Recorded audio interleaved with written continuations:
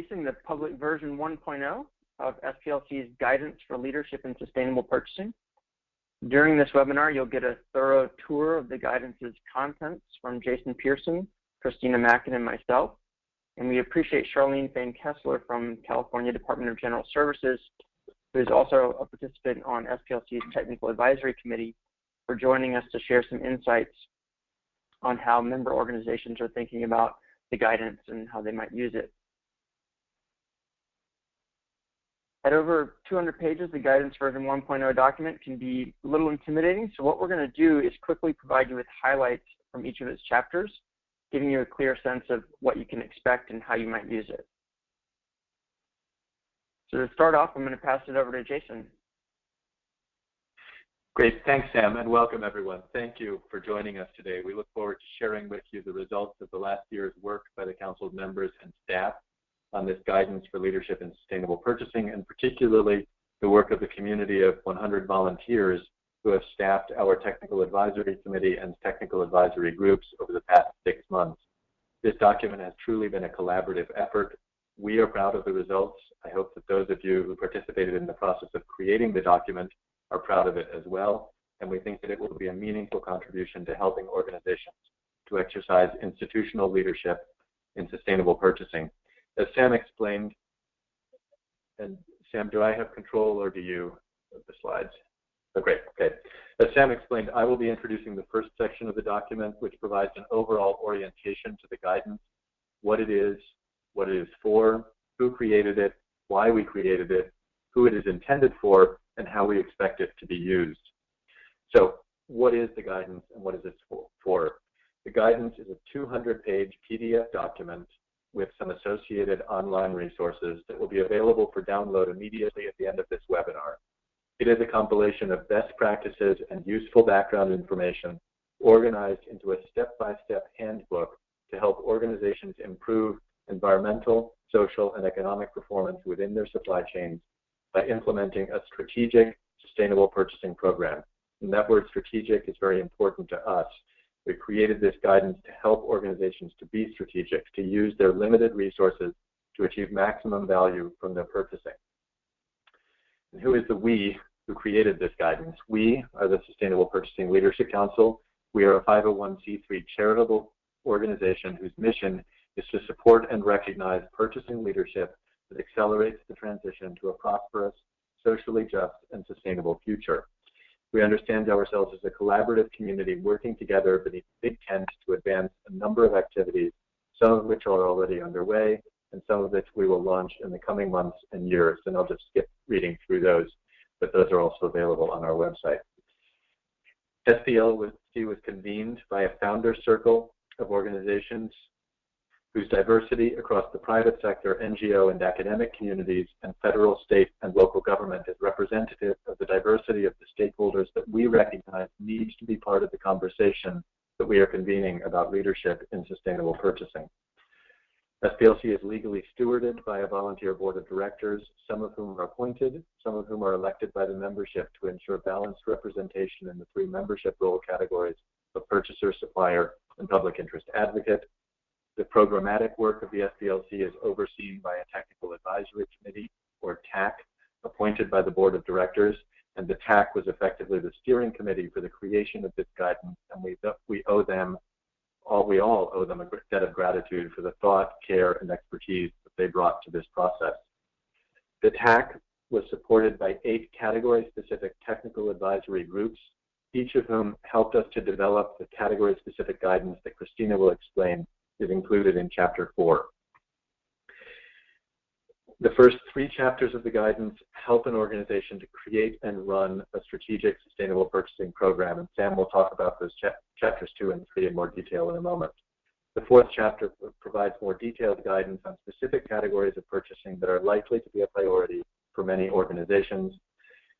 Throughout the document, the actual step-by-step guidance is in black. More detailed guidance and supporting information is provided in blue text and call-out boxes. Helpful practical tips are provided in green text and call-out boxes. On-the-ground examples and case studies are documented in orange text and boxes. And notes and disclaimers for users of the pilot version of the document are in red. So why have we created this guidance? The founders of the Council came together around an opportunity, a huge opportunity. By our estimates, institutional purchasing as we define it in the US alone represents $10 trillion in economic demand. That's 2/3 of the GDP. This is the largest concentrated, professionally managed economic demand signal or engine driving the US economy. And it is also the largest concentrated, professionally managed economic demand engine driving the negative unintended consequences of that demand in the form of industrial activity in advanced and developing economies.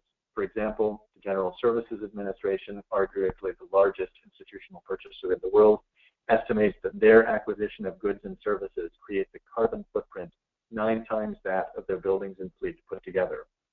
What sets the founders and members of the SPLC apart is that they see this as an opportunity to take responsibility for the hidden costs and risks in their supply chains, an opportunity to send signals into the marketplace that define the landscape of product development, investment, and innovation for the future, and an opportunity for them as organizations to contribute to a sustainable future for themselves, for communities, and for the planet.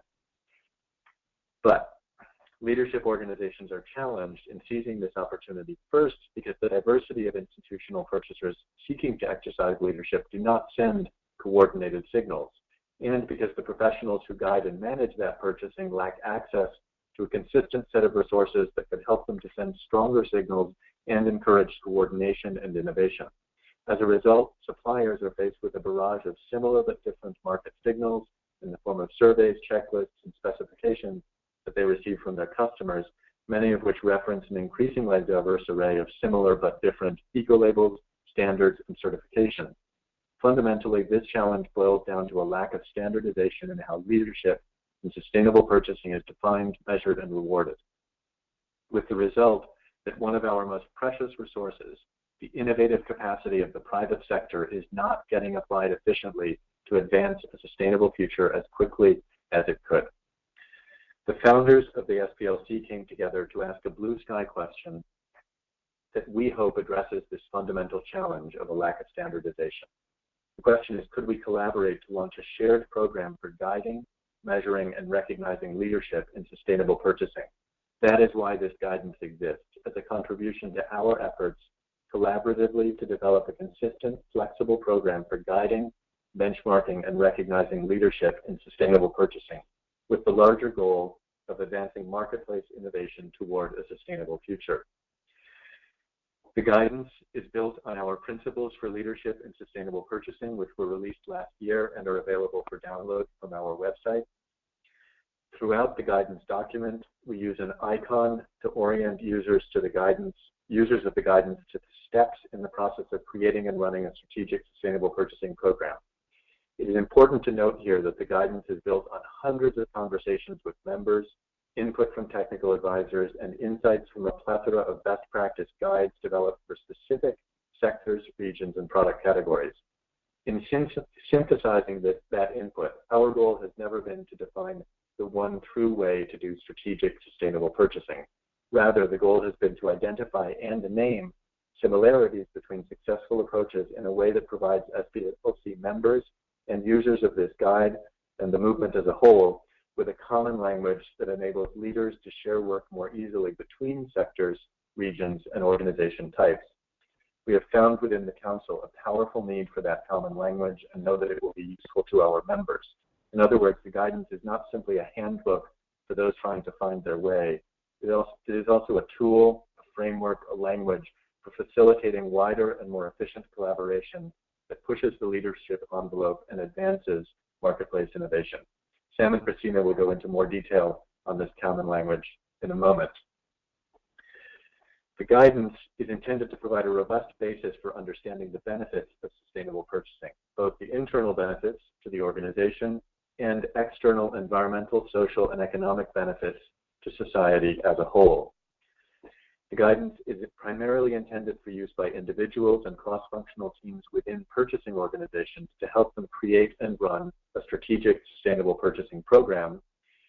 But we have also attempted to provide guidance and supporting material to make the guidance useful and relevant for suppliers of goods and services, public interest advocates, and developers of standards and certifications. We hope that you will download the guidance. We hope that you will find it useful and that you will join our efforts to realize the opportunity that institutional sustainable purchasing represents. Thanks, and I will turn it back to Sam. Thank you, Jason.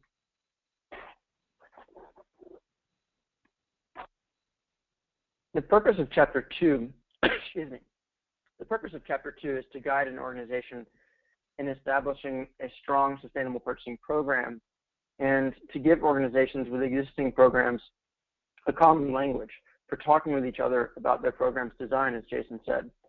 As you can see in the diagram, Chapter 2 helps sustainable purchasing advocates within their organization prepare a vision for how the program could serve their organization's mission and goals, and enlist key stakeholders in designing a program that will be well suited to the organization's specific context.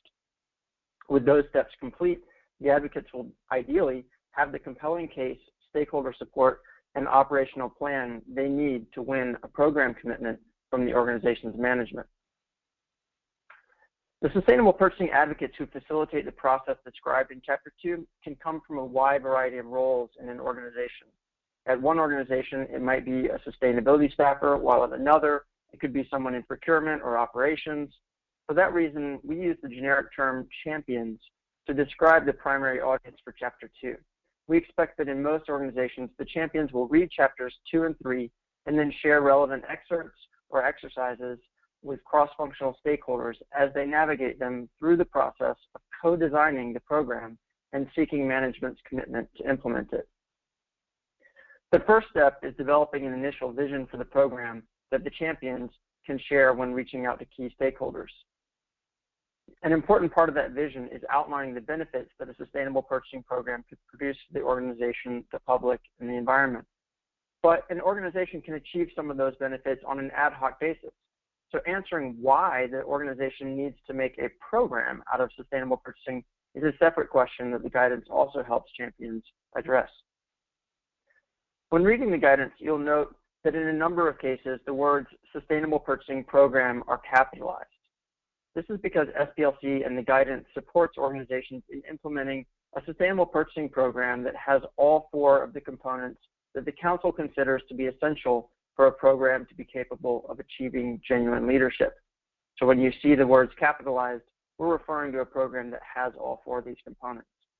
Those are high-level organizational commitment to running a sustainable purchasing program, a commitment of sufficient resources to run the program, a prioritization process to ensure those resources are applied strategically, and a continuous improvement process.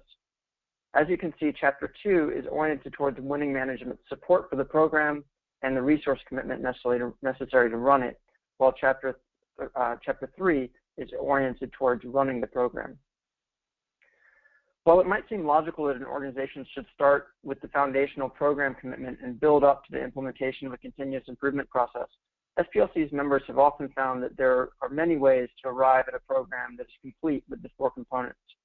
Accordingly, the guidance supports the champions in identifying startup pathways that are most promising for their particular organizational context.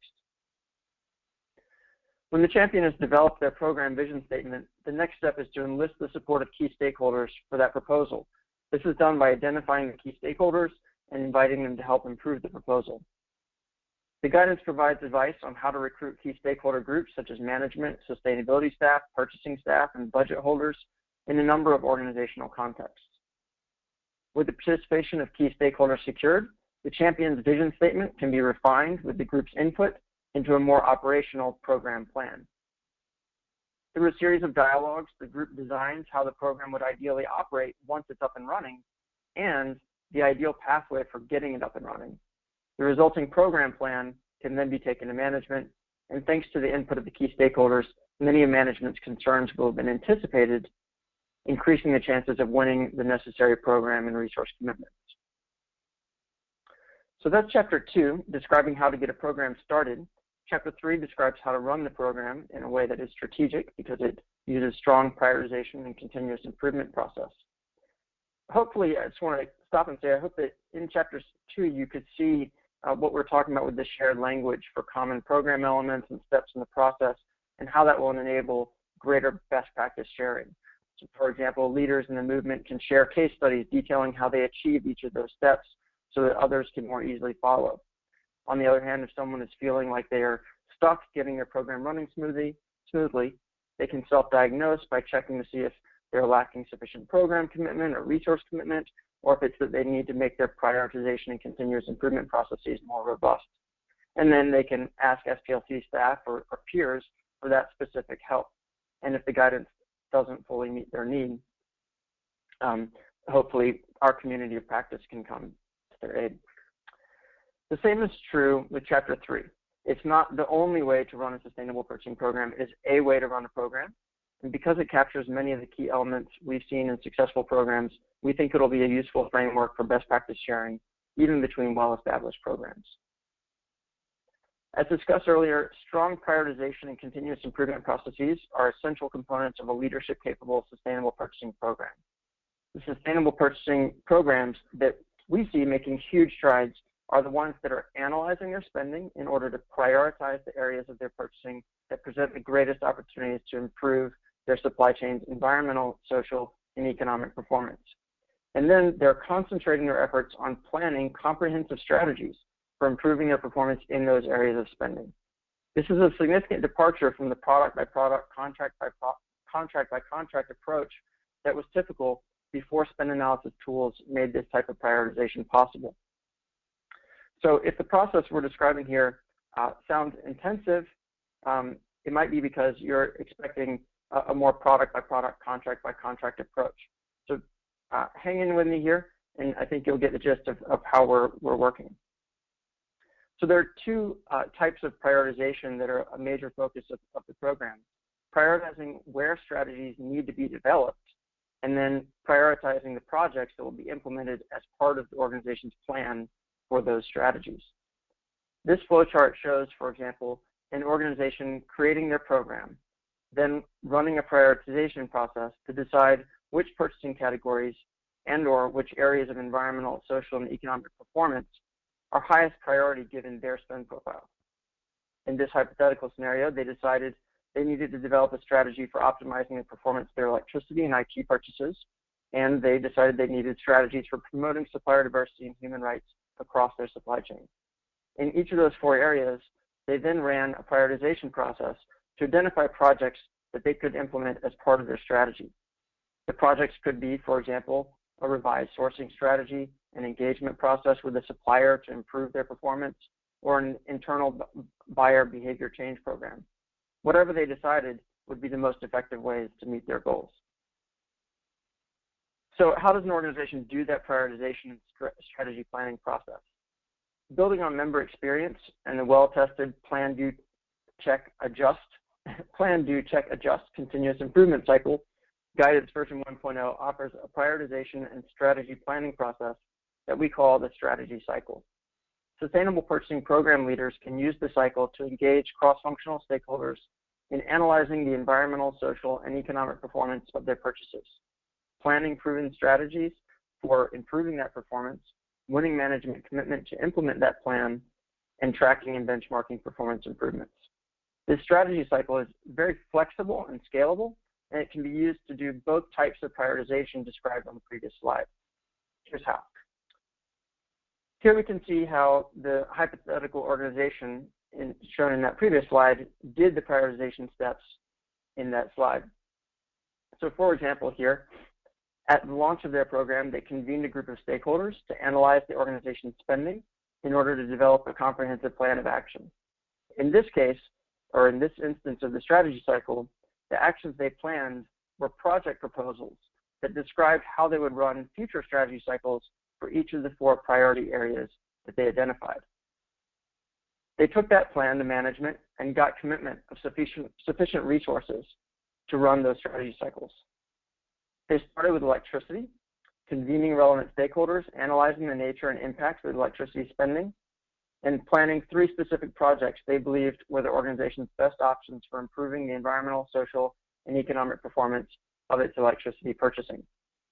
Let's just say that project number 1 was contracting an energy services company to help them reduce their electricity use.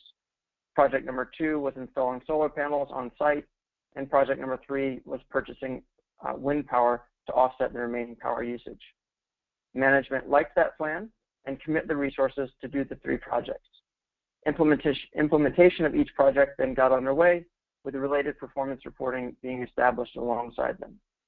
With the electricity strategy for the organization established and set for some time, each additional focus area was then tackled in a similar fashion, developing comprehensive strategy plans. As you can see, this is a very different approach to sustainable purchasing than analyzing every product and every contract to see if it can be improved in some way. For those familiar with strategic sourcing methodology, hopefully the strategy cycle approach will look and feel familiar. But what if your organization doesn't have the resources to do a rigorous spend analysis and prioritization process? The guidance does provide a number of suggestions for how to get started in such a situation, so don't be daunted and don't hold off. So now let's take a quick run through the strategy cycle steps and discuss how the guidance supports them. In the launch step, a programs leader would define the scope for the cycle and then convene a group of stakeholders relevant to that cycle. For example, if the strategy cycle's focus is IT, that would likely include the IT department and major IT buyers in the organization at a minimum, but it could include many other parties as well. The program leader would kick off the cycle by preparing the stakeholder group for the process. In the analyze step, the group determines what spending will be analyzed and how. So naturally, the data and analytical methods that would be used are different depending on the focus of the strategy cycle. You don't use the same data and analytical methods to measure the performance of greenhouse gas emissions and supplier diversity and human rights. So the guidance provides advice on navigating the many different analytical methods and tools.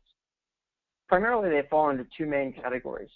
Purchasing category analysis, which answers the question, what are we buying and what are the impacts of those things and why do they matter? And supplier analysis, which answers the question, from whom are we buying? Does the makeup and environmental, social, and economic performance of our supply base reflect our values and priorities? So the group will choose the analysis approach they believe will give them the most reliable and actionable information for the strategy planning process. And then they'll collect and standardize the necessary data, implement the analysis, and interpret the results. Now, in many organizations, a few staff or consultants will do the heavy lifting on the data crunching and analysis. But the stakeholders will be the customers for that analysis, as they're the ones who will use that information to help set priorities for the strategy planning step. At the outset of the strategy planning process, the team's composition may need to be augmented based on the analysis. Then the team will agree first on the decision criteria they'll use to select potential projects. That's important because it'll help them know what they're looking for when they brainstorm potential projects. If you see here on the right, there's a table that's labeled solution strategies to consider. These are large buckets, types of strategies that organizations have used to address impacts associated with their purchasing. It's provided as a prompt or a worksheet that you might be able to use with your stakeholder group to try and think of a wide range of options for addressing a particular impact area or addressing a particular area of purchasing. And so when you're doing that big brainstorm, having a clear idea of what success looks like, what's a project that really knocks it out of the park is important. And then what the group will do is select from that brainstorm a set of projects that they will plan in depth and develop what we call a strategy plan. A strategy plan is simply a portfolio approach. It's a way of saying, the most effective way to address the impacts associated with any category or any impact area is likely to be multifold. Usually there isn't just one thing that you can do, one change you can make in a contractor, or one behavior change you can make in your organization to really optimize the performance in that area. And so by thinking holistically and comprehensively about what are all the things that we could do to really optimize the purchasing in this area, and then which of those are the most strategic, and then which of those have synergies with each other that we could put together into one plan that could have a shared business case that we can then take to our leaders together as a package has a lot of benefits to offer, and that's something that this process supports. So the strategy plan would include things like a timeline, performance metrics, targets, milestones, a budget, and the other types of things that your management will want to see and know that those types of things have been considered and prepared for before committing the organization to implementing those projects. So, and then, as I said, the management process, there's something that we call a stage gate, which is the commitment step, and that is, it is almost always the case that the types of strategies that an organization will need or want to implement to really comprehensively and strategically optimize their performance in a given area will cross functions. And in such a situation, it's very important to be able to approach the management that also crosses those functions with a plan that they can endorse and commit the organization to. And so that's what the commitment stage gate is about. You may be surprised when you download the guide to see that the section on implementation is actually only a few pages. The reason is that it's impossible to provide implementation guidance for the huge range of strategies that organizations could develop through this process. That's why the prior sections support strategy teams in developing a strategy plan that includes key pieces of implementation planning, such as project plans, timelines, responsible parties, performance metrics, and so on. Therefore, the best implementation phase advice that we can provide is, let the strategy plan developed in the previous sections guide your implementation. Now, to be clear, and I forgot to mention this, in the plan and the implement steps, in addition to that potential strategies brainstorm, there is chapter 4 of this guide that Christina will talk about at length that provides detailed guidance on specific strategies and projects that an organization could implement within specific high priority categories. In fact, I think there's 8 large category areas with a number of subcategories within those. So the next step is the reporting step, and while it's represented as part of the strategy cycle, you could imagine it breaking out of the cycle because it's part of the continuous improvement process, and it continues after the implementation process completes. So the important thing is that reporting is established as part of the implementation process so that genuine performance improvements can be documented and failures to realize expectations can be discovered and addressed.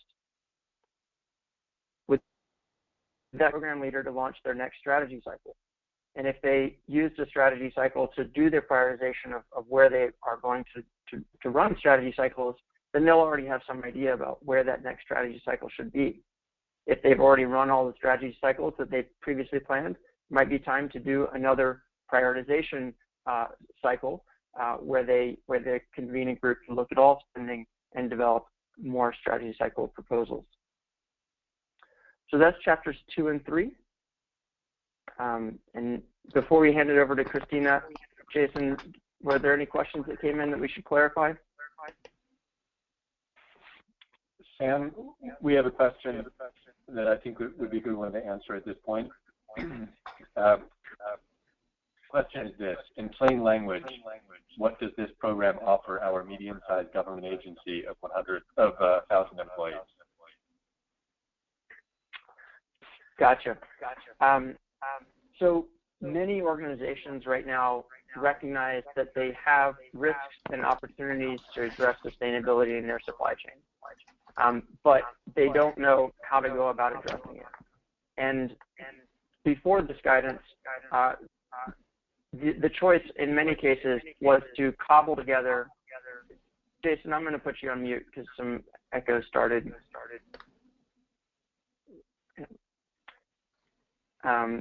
Yeah. Nope. Jason, can you put yourself on mute? I am on mute. Okay. Sorry. I'm going to try muting that person. Let's see if that's better. That's better. Great. So before this guidance, in many cases, organizations found themselves cobbling together guidance from many different places to try and create a program. And particularly, the marketplace is actually full of guidance. In many cases, it's product-specific guidance, sector-specific guidance, or region-specific guidance. And so it is incumbent on an organization to pull that together and shape it into a program plan for their organization.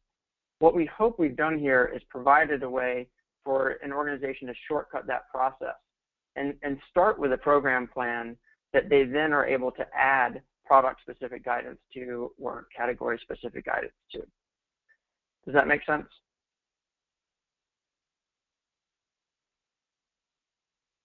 Oh, Jason's on mute. So hopefully the commenter or questioner can write back in and let us know if that answered the question.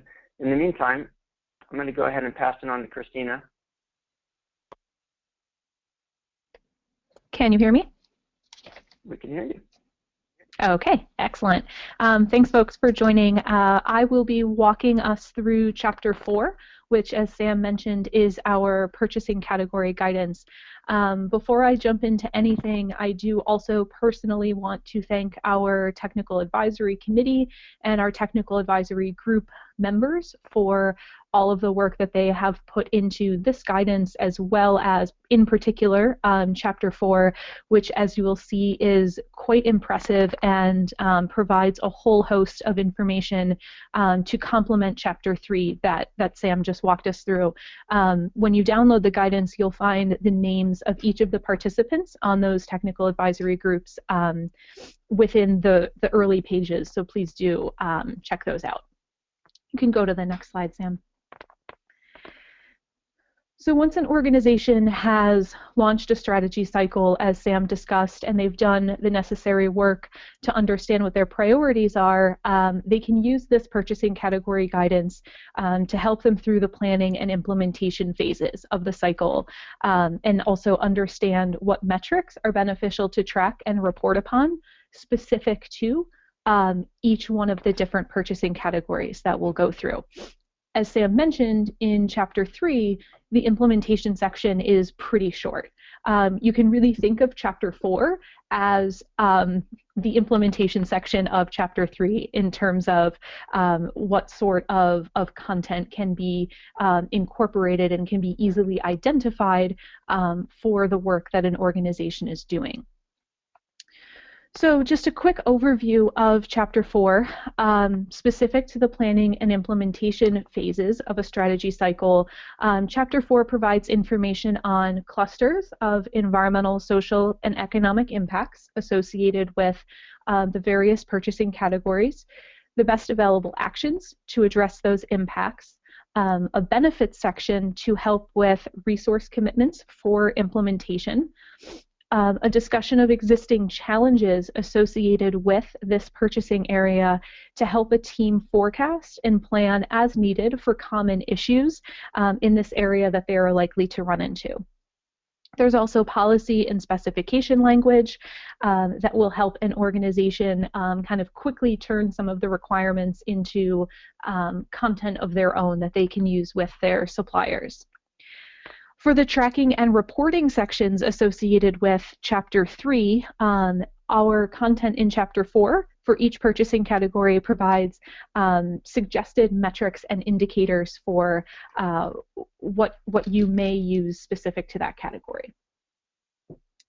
So moving to the next slide, here you will see a sample of the understanding and actions sections. So here we're looking at the transportation and fuel sections and the institutional vehicle fleets specific product category.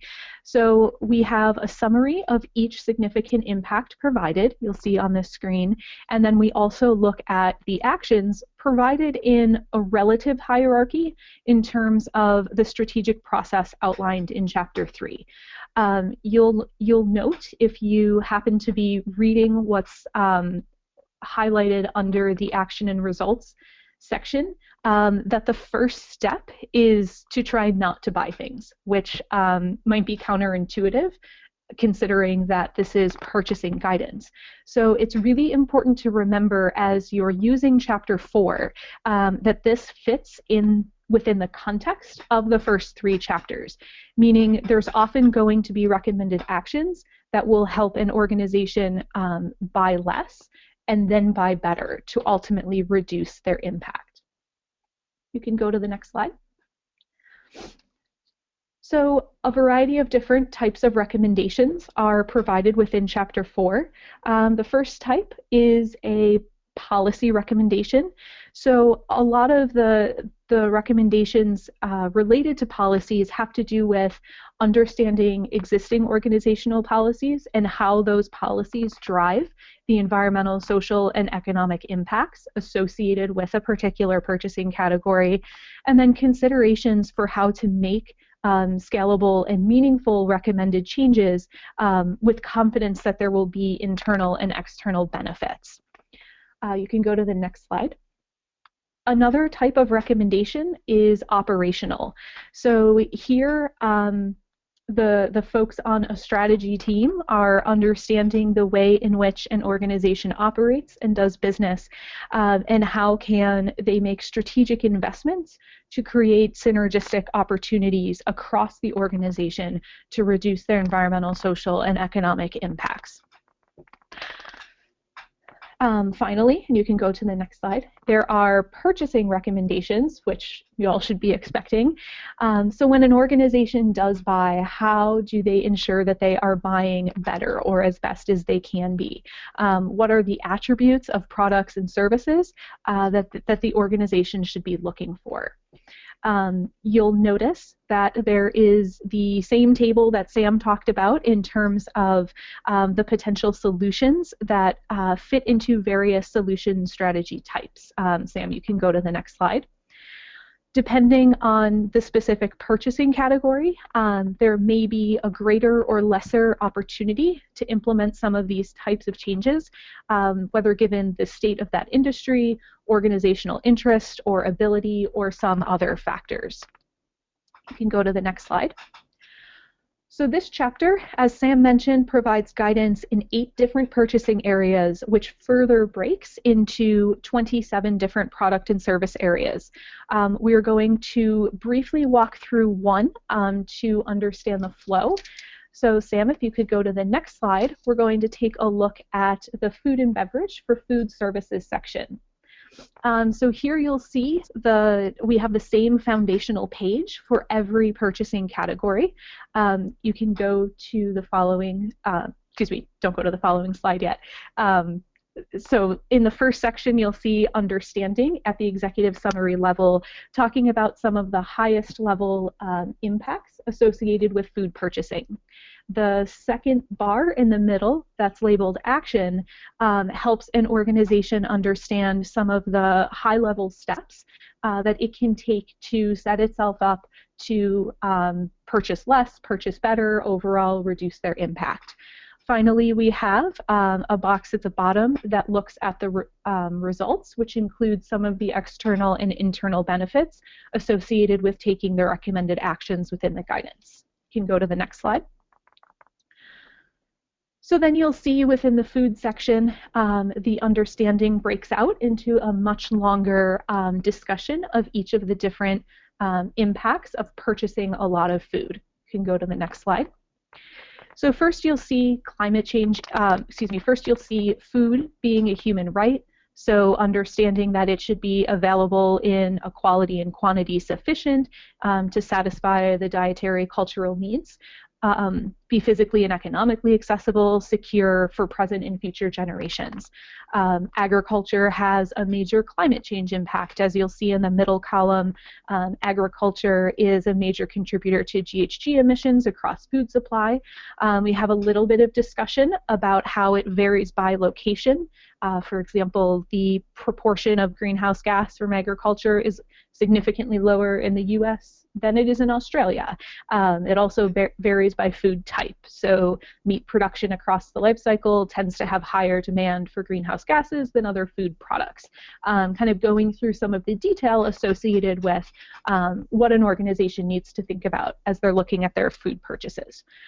You can go to the next slide. So within the food section, we also have a discussion of key impacts by food category.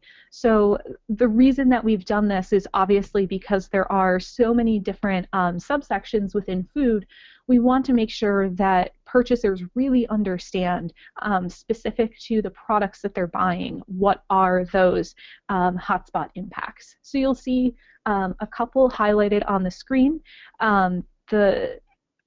What you'll see about this the presentation of materials in this way is that it's particularly beneficial for identifying social hotspots, including labor and human rights issues within the food system supply chain, which if we were looking at it as a whole, kind of putting everything, all of these different food products together, you wouldn't necessarily get. You can move to the next slide. So next, we're going to move to action and results. So now that we know why food purchasing is important, what can an organization do to change that? You can move to the next slide.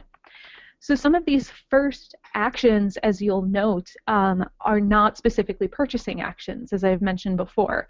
They're process related to ensure that the organization has the information it needs to make the best decisions. So in this case, one of the first steps is to simply understand the food needs of the target population.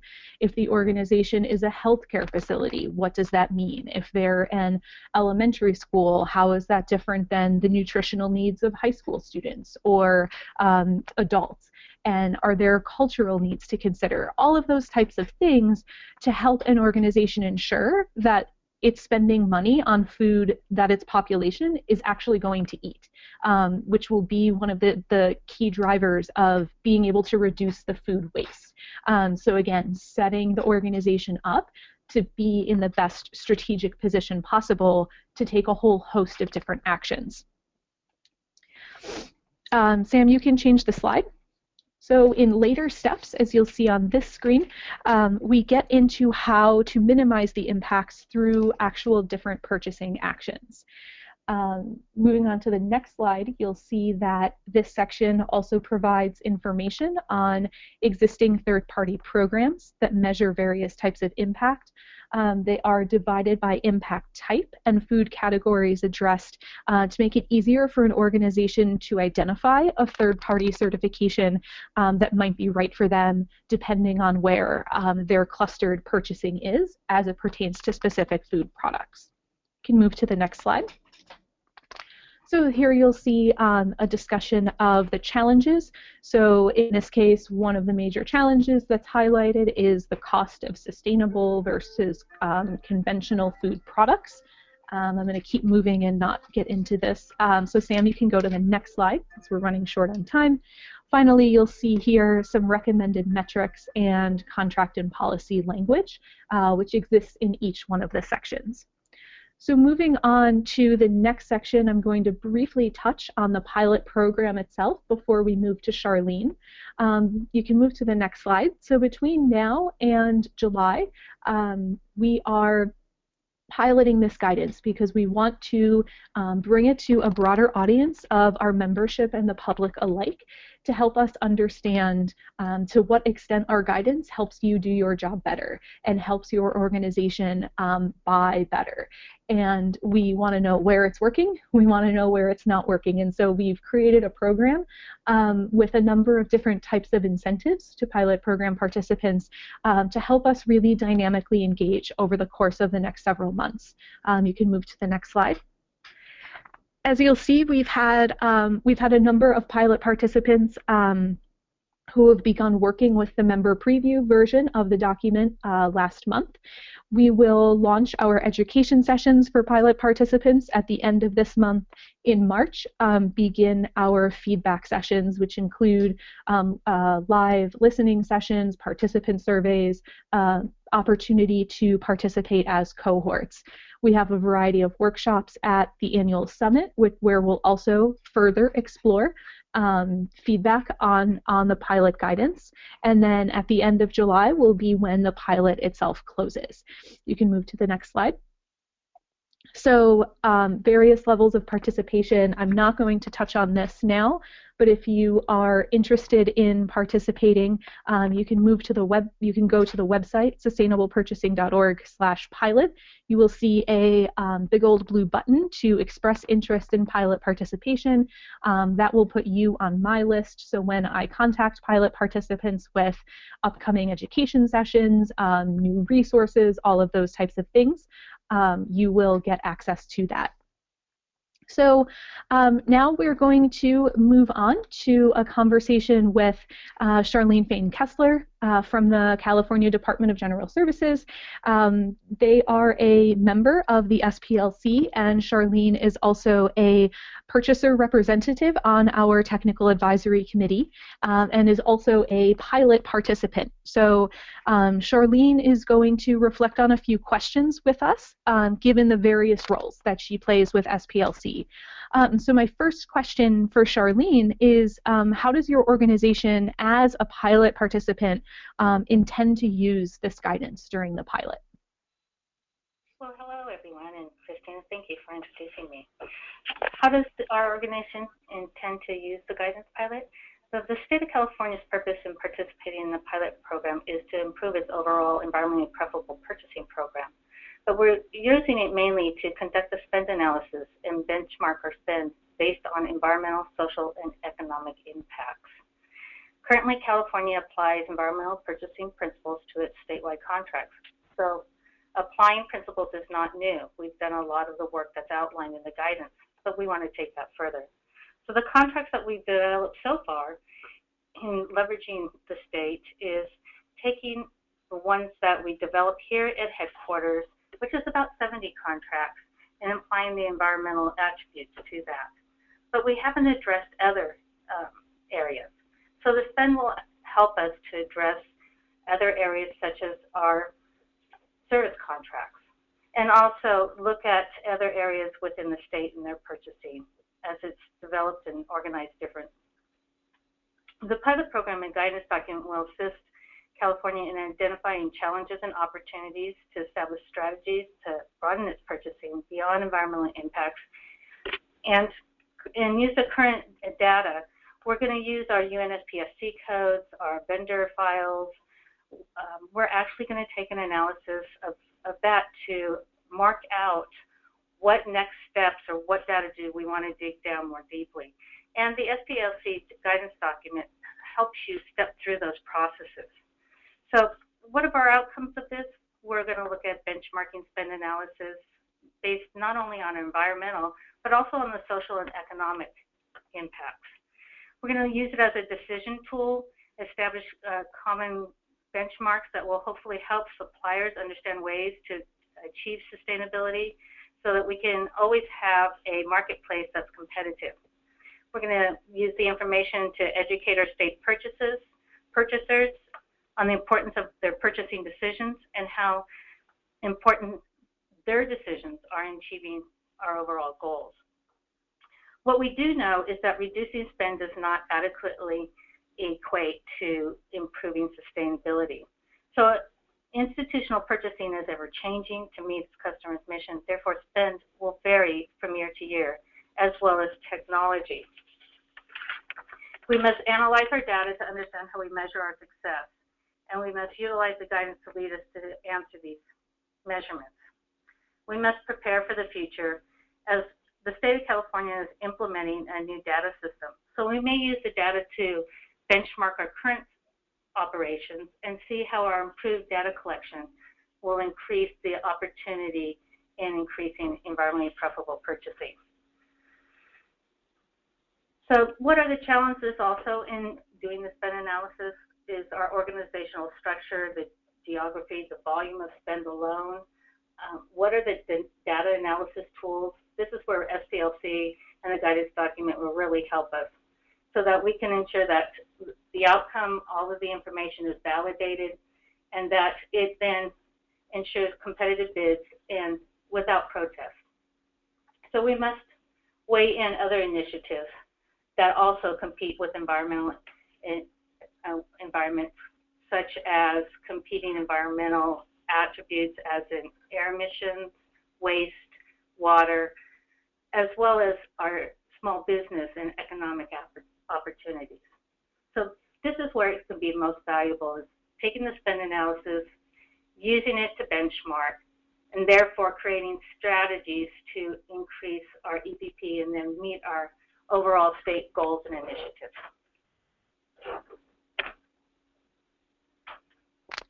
Thanks, Charlene. So the next question, what would you say, now thinking about this as a procurement professional, what do you think are the unique and most valuable pieces of our guidance that you may not have found in other tools and resources as you've been doing this type of work throughout the last several years? The most value is broadening our perspective of environmentally preferable purchasing to a sustainable purchasing, where we look at the social and the economic and include it in the environmental. It also is important that it offers us resources that we may not have to address those issues. It offers the common goal. What's important is it provides a cross-functional group, as we have suppliers input, we have our academic input, as well as purchasing input.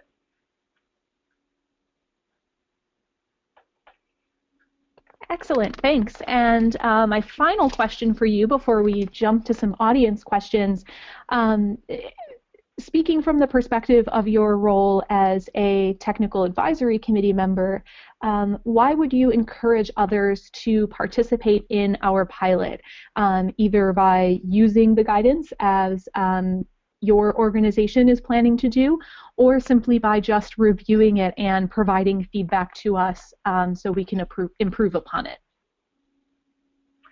Well, global warming is a global initiative, and the more participants that make this guidance a better document, the better it's going to address those global initiatives. What it does is it offers a broader audience. So as a technical advisory committee, the SPLC has made sure that there's equal representation, that it offers the supplier's perspective. What are their challenges? It offers the purchaser's perspective. What are their challenges in procuring the goods, as well as the advocates, and what are they trying to achieve in their own initiatives to improve their operations. So as a technical advisory committee, I encourage those to participate because SPLC offers a portal. It offers a place where viewers can go and have transparency, have collaboration, and most important, it creates a standard purpose. And with that transparency and common purpose, it therefore leverages an understanding and increased participation and an achievement of sustainability.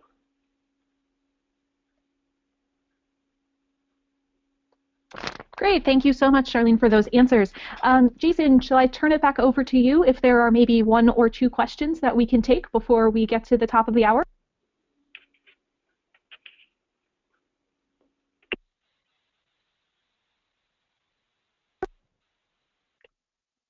Jason might be on mute. Jason, yeah.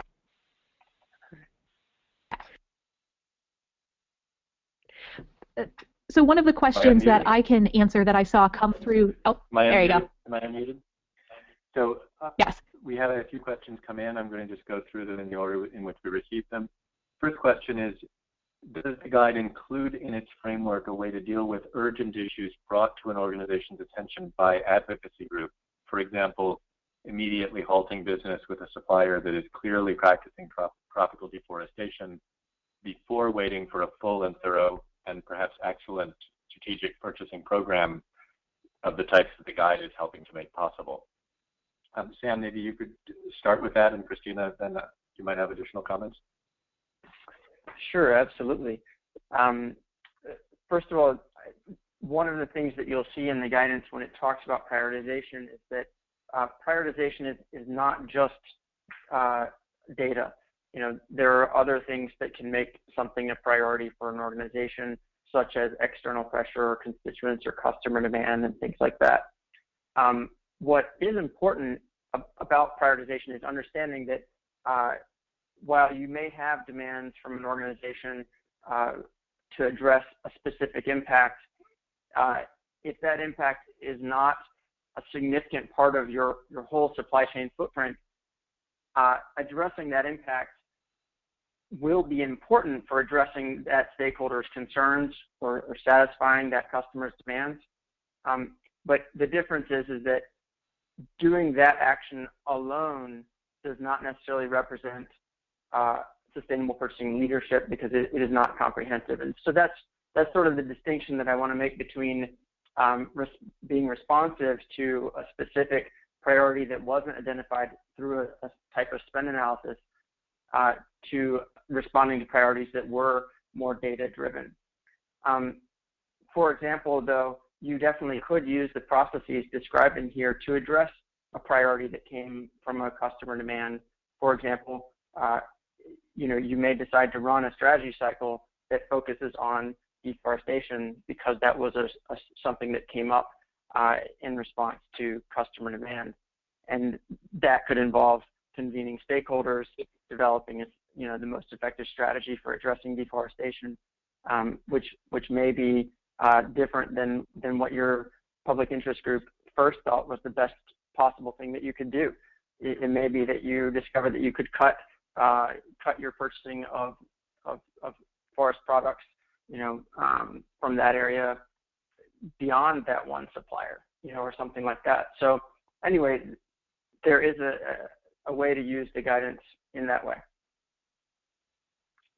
I think I would also. And this is Christina. Just to go ahead. No, please, Christina. Oh, I was just going to add quickly, and then we can bounce back over to Jason. Ideally, in a number of the steps that the guidance recommends, as Sam said, you will be able to identify and anticipate some of those major risks that may pop up, be it with individual suppliers or even a particular sector that has some major supply chain risks. So, I think that the process that we've recommended actually sets organizations up to be able to respond to those inevitable kind of emergency level. Jason, can you go on mute? Okay, hopefully that's better. To help an organization respond to the inevitable emergency level issues that may come up. Say there's an accident somewhere in a supply chain and there's a lot of PR issues. So I think our guidance absolutely does allow for that. It allows it to be easier to deal with those issues when they inevitably do arise. I'll pass it back to Jason. My final comment, and I want to highlight, for those whose questions don't get answered, we do have all the questions on record. We will post responses to all questions received so that you do get an answer and so that others can see the question and see our response. But a final point on the question that was just asked. Beyond the guidance itself, we see the SPLC as a community in which questions like this can get asked and answered. For example, at the summit that we're planning in May in Seattle, we've identified a number of sessions that are specifically to invite the advocacy community to help us think through for issues where, if we looked at it from a purchaser by purchaser perspective, we might find that for no individual purchaser was the issue a top priority for them. But if we look across the entire economy, it's a high priority. It's just that every purchaser owns a small piece of it. We're looking for a way as a council to understand what those issues are from the perspective of the advocacy community, and how then as a council we can start bringing guidance to purchasers around how they can be participants in a larger society-wide effort to address those challenges, even though they might be relatively small purchaser by purchaser basis. So we hope for those of you who are part of the advocacy community, who are interested in that conversation, that you'll join us at the summit. We are trying to find ways to make scholarship funds available make NGO participation possible at the summit. So we see the council as well as a broader platform on which to answer those types of questions. I do want to hand it back to Sam because we're at time. I don't want to hold people over. We will provide responses to questions received that we didn't get to on this call. And thank you very much for joining us today.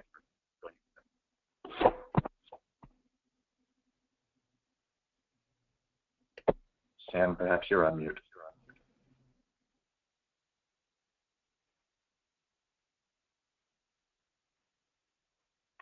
Sorry about that. You can see on the screen right now a link where you can go and download the guidance version 1.0. We will put links all over our website to help you find that page in just a minute. But if you want to go download it right now, it's at sustainabllepurchasing.org/guidance-download. Also, we mentioned earlier the summit that's coming up in May.